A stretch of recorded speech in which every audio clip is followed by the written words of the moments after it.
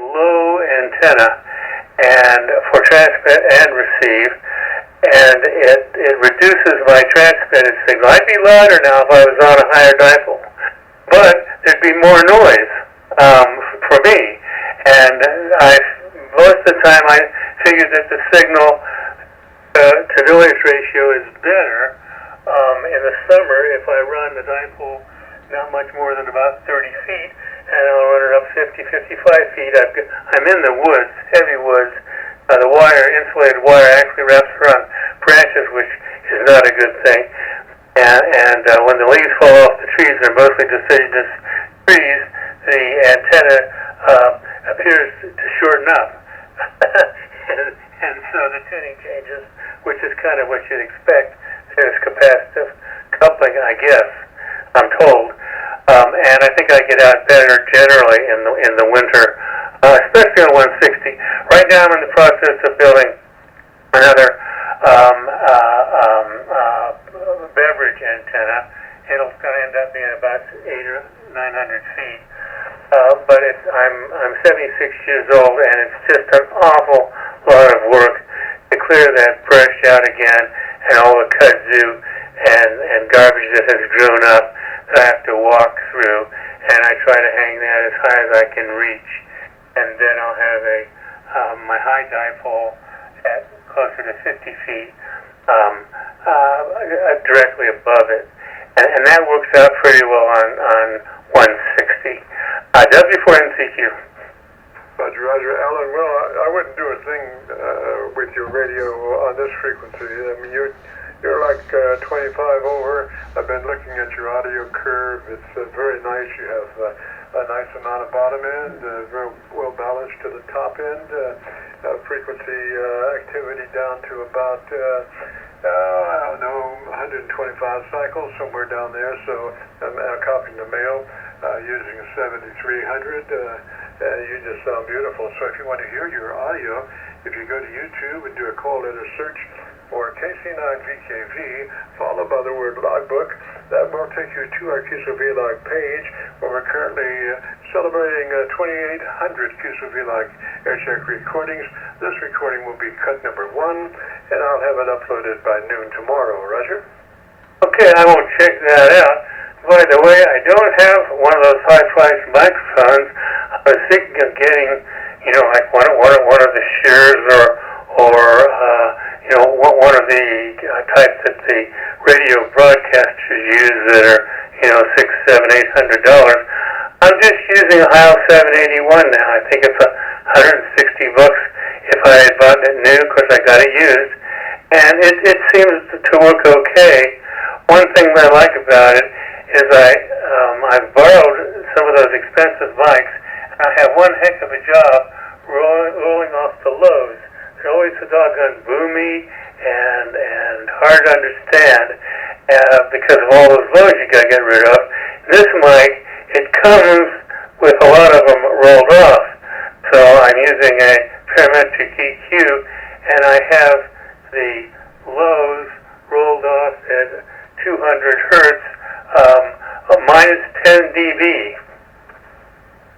Yeah, Roger. I was saying very flat curve down to, it looks like about 75 cycles. I have a spectrum analyzer on the set, and just to explain what it is, I have 3 white marks on that spectrum analyzer. First mark to the left is 100 cycles. First mark to the right is 1 kc. Then there's a blank space, which is 2 kc, and then another white mark is 4 kc. So just in a way of explaining what those marks are on my spectrum analyzer, and you're just wall to wall, really, Roger? Well, that sounds good. Thank you. I'm glad. I got one question. When people say you sound nasally, you got nasal, and I've been criticized for that before, and I've got written of it by reducing the frequencies in the, I think around 1,000, 1,100, somewhere between 800 and 1,100, and I think that's what got rid of them by my notching nose. Is that where your nasalness comes from? Nasalness usually comes from the nose. And if you do have that problem, then you just simply move the microphone to a lower ebb in your speaking to it, rather than upper. So you're talking about trying to minimize, just like noise, where you would want a tight mic noise, so you don't have noise like a blower or something.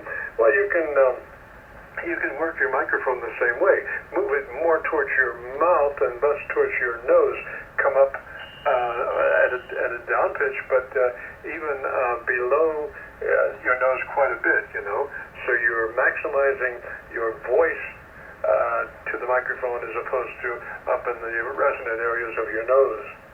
Yeah, I was thinking you could do the same thing maybe by notching certain frequencies, but I've just kind of played around with that and never come to any conclusions.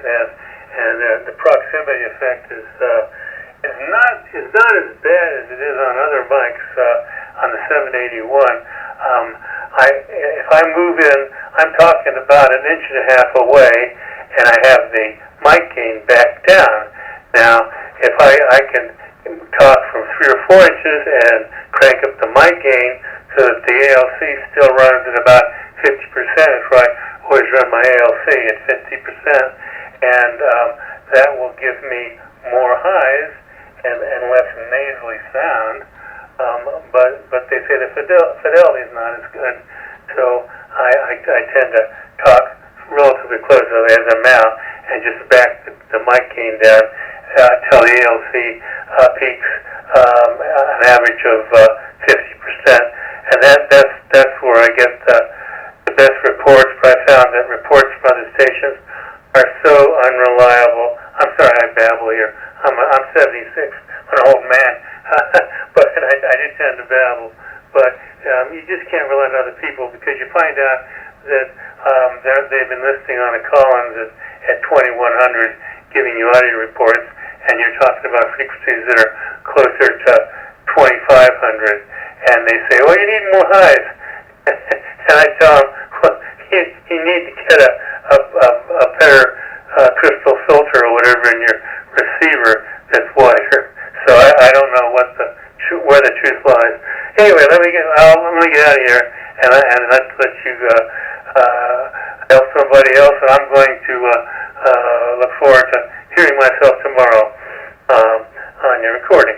This is W4NCQ in Black Mountain, where it's been drizzling all day long. Roger, Alan. Gosh, your audio is just beautiful.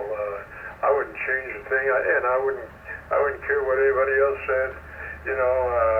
So what? Everything's fine, and it's just again, gosh, today's been one of those days about Gorilla Tape and taping everything down. I wouldn't change a thing. You got it going on, and it looks good. Your curve is beautiful, and your dynamic range is right where you want it. It's not too fat. It's just choice. So I would leave it like that. And I think you'll agree when you hear the sound. This 73. Well, we had a Yaesu 990 for about 3 years, and we cut our teeth on that, and always ran that with a very low RF front end. And so when we got on to the 7300, we set it up just the same way. So this recording is probably about as close as you can get to perfection. Roger. Yeah, I do look forward to that. Yeah, there's all kinds of stuff you can do, but this as far as external devices, the boxes you get for EQing, but with the parametric EQ on this 101, it's hard as heck. I don't understand how it works still. What was confusing for a long time is I thought the lower numbers meant that I got a lower bandwidth. It turns out the opposite is correct. And then if you want to, if I set it for like 200, and for the lower frequencies, central frequency, if I have it on 1, it